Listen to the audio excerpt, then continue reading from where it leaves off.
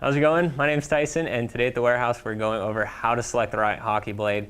Now there's a bunch of different blades in the market, and every blade has slightly different characteristics. So what we're going to be doing today is we're going to be breaking down those characteristics and telling you which characteristics are typically better for which type of play, and then giving you the tools to make the right blade selection. So let's take a look at some of those different characteristics. All right, so first thing we're going to take a look at is the actual curve type. Now essentially there's three different curve type categories, and that's going to be where the majority of the curve is concentrated on the blade. You have both your heel curves, which is going to start in the back portion, and then you're going to have mid curves, which are going to be in the middle portion of the blade, and then toe curves, which is going to be in the front portion. And essentially each of these types is going to be better for a little different style play, and it's going to give you a different characteristic of a puck feel. So first one that we're talking about is going to be the heel curve. As we look at the heel curve, you'll see that the majority of it is concentrated in this back portion. Now a heel curve is typically going to be better for players that like to do slap shots and one-timers, and it's going to have a nice big open face here, so it's going to have a large sweet spot for when you're taking your shots. And also it's something nice to think about on the heel curves, is there's going to be a little bit more accessible on the backhand because you have this long flat portion of the blade. And going on from there, we have mid-heel curves.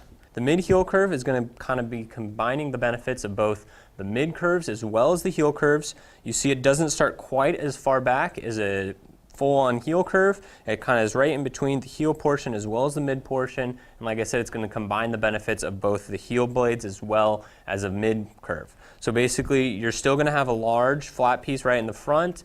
Still, it's going to be good for some backhand shots, as well as giving a little more cradle to it, and having a large sweep spot for either your slap shots or your one-timers.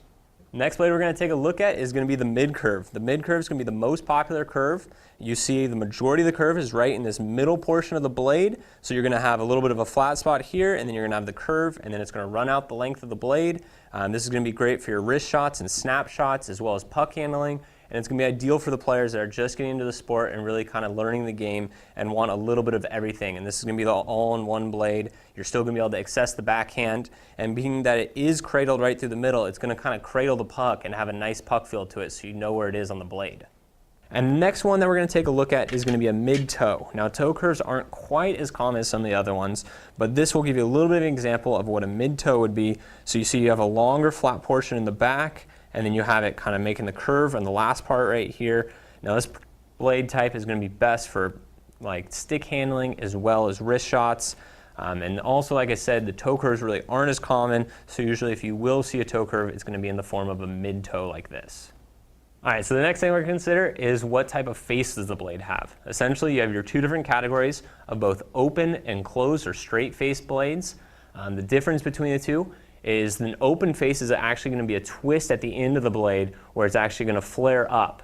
Now an example of that would be a blade like this, where you can actually see on that toe how it twists at the end and you see that face a little more. It's not straight all the way through, and an open face blade is going to be better for elevating the puck. It's going to help you lift the puck as the puck rolls off the blade on your shot. It's going to lift it up more on the blade, allowing it to be lifted off the ice a little bit easier. And then kind of on the opposite side of that is you have a closed face or a straight face blade.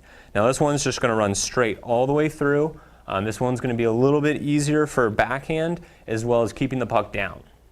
All right, so the next category we're taking a look at is what type of toe does the blade have. There's two different types. You have your square toes as well as the round toes.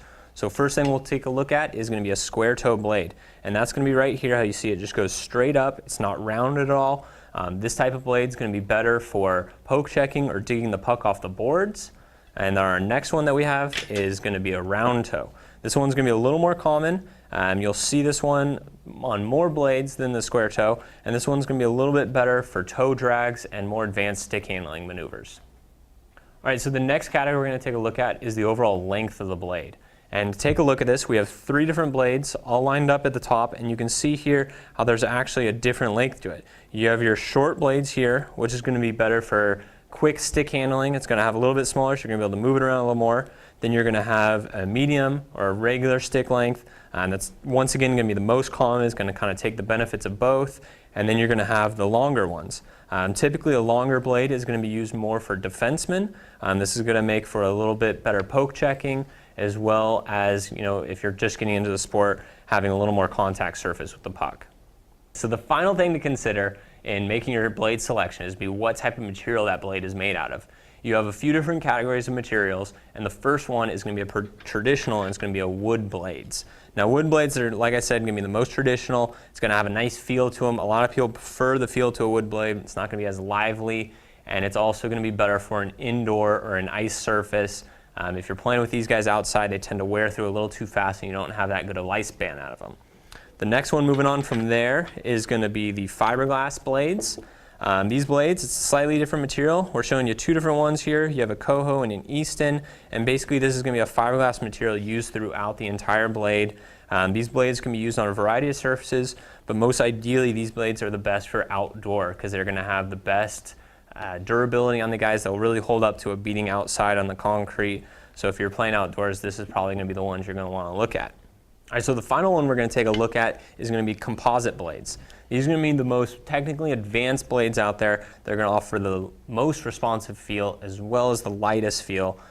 These are just two different ones we grabbed. We have the Bauer 195 and the Reebok 6K. These ones are going to be really strong throughout. They're going to have a variety of cores in the middle. Sometimes they'll use a foam core. Sometimes they'll just have a solid graphite core, in which case it's going to have just a slightly different feel of the puck on the stick.